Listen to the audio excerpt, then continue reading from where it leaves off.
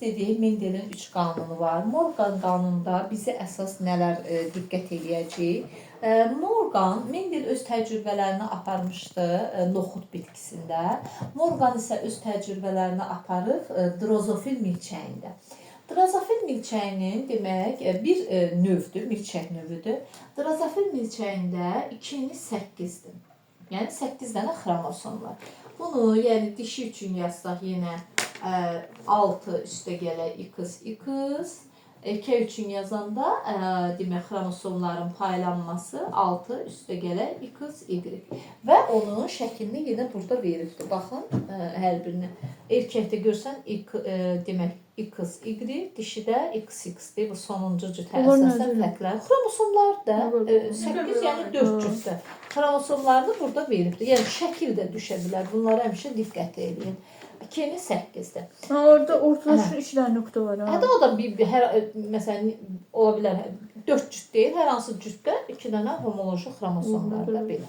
Sonra gəlir, indi gəlir. Morgan nə deyir? Ümumiyyətlə bu qanunun mahiyyəti nədən ibarətdir?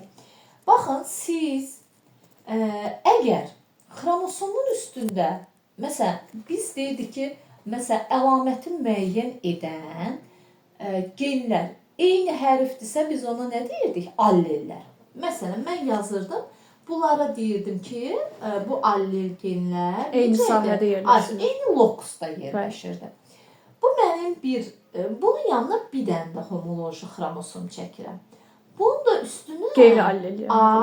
Başqa biri, məsələn, A rəngini müəyyən eləsin, B formasını. Burada mən nə görürəm? A ilə B artıq 2 fərqli hərf görürəmsə, mən bunlara nə deyəcəm? Qeyri-allel genlər.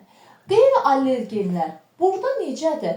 A ilə B qeyri-alleldir və qeyri-allel genlər ayrı homoloji xromosomda yerləşir. Baxın, başa ayrı-ayrı. Bir də var, məsələn, imtahana düşəndə deyir ki, bir belə yerləşə bilər. Bir də ola bilər ki, qeyri-allel genlər, bu allellərim, aynında B nədir? Qeyri-allel genlərimdir. Qeyri-allel genlərim bəs eyni homoloji xromosomda yerləşsə, necə o əlamət nəsl ötürürlər? Bax, Morganın araşdırdığı budur ki, qeyri-allel genlər. Məsələn, Mendel'də onsuz da o dihibrid çarpazlaşma var idi. Orada qeyri-allellər necə idi? Ayrı-ayrı homoloji xromosomdaydı. Başa düşürsünüz?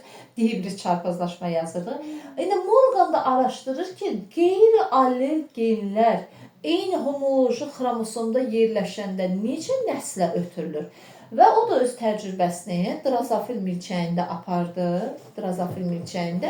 Və o demək neynədir? Drozofil milçəyində demək, drozofil milçəyinin bir rəng, bir də qanadının formasını götürdü.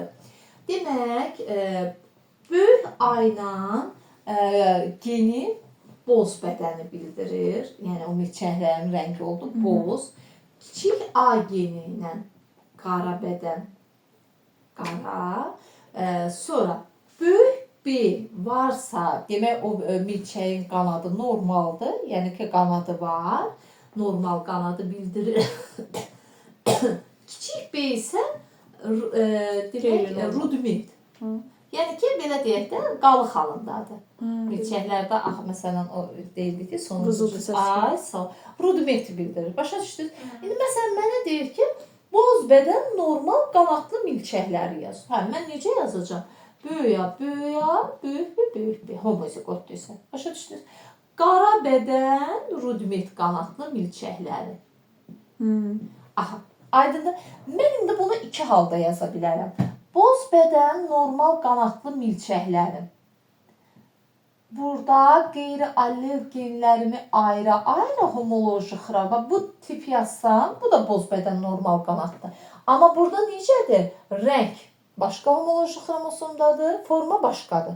Yəni qeyri-allel genlərim necədir? Ayrı-ayrı homoloji xromosomdadır. Amma mən bunu belə də yaza bilərəm. Onda buna nə deyirik?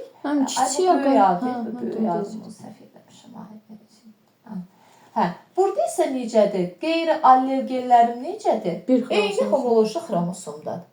Məsələdə bu ən çox diqqət olunmalı testlərdə.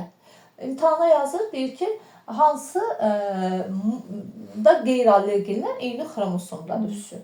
Belə. Hansı da qeyri-allergenlər ayrı homoloji xromosomdadır, belə. İndi davam edirik. İndi Morgan neynədir? Morgan demək ki, yəni bu hər iki, bunu da eyni qaydada yaza bilərik. Morgan götürdü, demək qızlar, boz bədən, mən bunu xəttlərlə yazacağam artıq xromosomun üstündə.